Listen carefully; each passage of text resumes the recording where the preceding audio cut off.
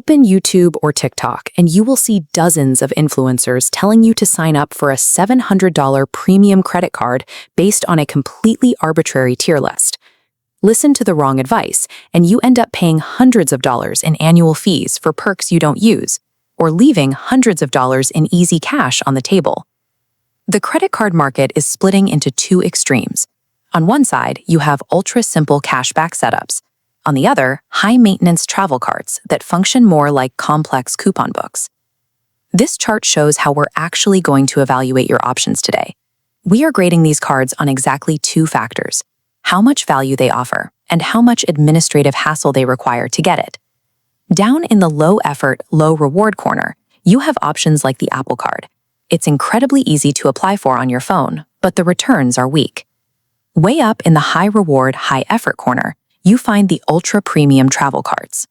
They promise massive value, provided you are willing to manage a spreadsheet to track all their rules. Maximizing your return in 2025 doesn't start with a tier list. It starts with accurately diagnosing your own tolerance for admin work before you fill out a single application. Let's look at the simplicity seekers. You are time poor, want zero annual fees, and absolutely refuse to track rotating spending categories. To see how these cards actually function, we have to look at the upfront cost, the net reward, and the hidden catch behind that simple setup. First up, the Robinhood Gold Card. Your required input here is maintaining a $5 a month Robinhood Gold subscription. The outcome is a flat, uncapped 3% cashback on every single purchase. The trade-off is your rewards deposit directly into your brokerage. You need discipline to invest, not gamble. Next is the Chase Freedom Unlimited. Its input is essentially zero, no annual fee. The outcome is a reliable 1.5% base cashback, getting you into the Chase ecosystem. The trade-off?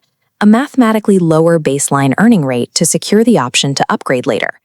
Then there's the Apple Card. The main requirement is using Apple Pay. If you do that, the outcome is a solid 2% cashback on your purchases, combined with a great user interface. But the trade-off is steep. If you pull out the physical titanium card, earnings drop to a weak 1%. Plus, there's no sign-up bonus. True simplicity limits your upside. You must choose between locking into a platform like Apple or Robinhood, or accepting a lower baseline earning rate with Chase. If you are a travel optimizer, you are willing to pay massive upfront fees in exchange for outsized redemption rates, lounge access, and premium perks. To know if a premium card is worth it, we subtract the credits you'll naturally use from the sticker price to find your true cost. Look at the Capital One Venture X. It carries a $395 fee.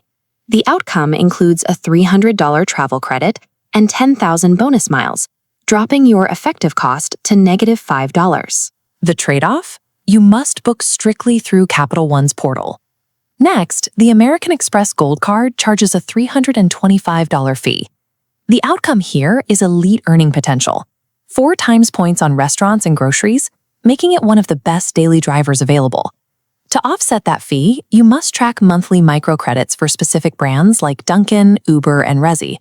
Finally, the Chase Sapphire Reserve recently hiked its annual fee to a staggering $795. The outcome is up to $1,100 in various statement credits across their hotel collection, partner restaurants, and StubHub. Managing those perks literally requires a spreadsheet. If you artificially inflate your spending just to use a StubHub credit, the card is costing you money. Premium travel cards operate like a part-time job. If you fail to do the administrative work to use the credits, you are directly subsidizing the rewards of the people who do. Now let's isolate the strategic niche spenders. These are cards built entirely around one massive, unavoidable expense category. The zero-fee Bilt Mastercard is designed to pay you for your rent, but it comes with one highly specific requirement. You must make exactly 5 transactions per billing cycle to earn points. The outcome is up to 100,000 points on your rent payments per year, and Bilt waives the standard 3% transaction fee your landlord usually charges. But if you forget to route 4 smaller purchases through the card during the month, you forfeit all of those rent rewards entirely. If you own a business, look at the Chase Inc. Business Cash Card. It has 0 annual fee and a massive sign-up bonus. It pays 5% cash back on office supplies and internet expenses, but that elite rate is strictly capped at $25,000 annually. These niche cards mathematically offer the highest return on investment for 0 fees. You just have to play perfectly by their localized rules. Let's lock in your 2025 strategy, starting with a single question. Do you travel more than twice a year? If the answer is no, and you refuse to track categories or manage monthly credits, your path points directly to the Robinhood Gold. It is the definitive lazy but lucrative choice. 3% everywhere is unbeatable, assuming you have the discipline to let those rewards sit in your investment account. If you pay high housing costs, route your strategy through the Bilt Mastercard to capture value on rent without transaction fees. If you travel and want premium perks but hate math, you want the Capital One duo, Venture X and Saver. Avoid airline-specific cards and steer clear of ultra-premium options with $700 fees unless your natural, everyday spending already perfectly matches their statement credits. The right credit card should never require you to change your spending habits. It simply rewards the habits you already have.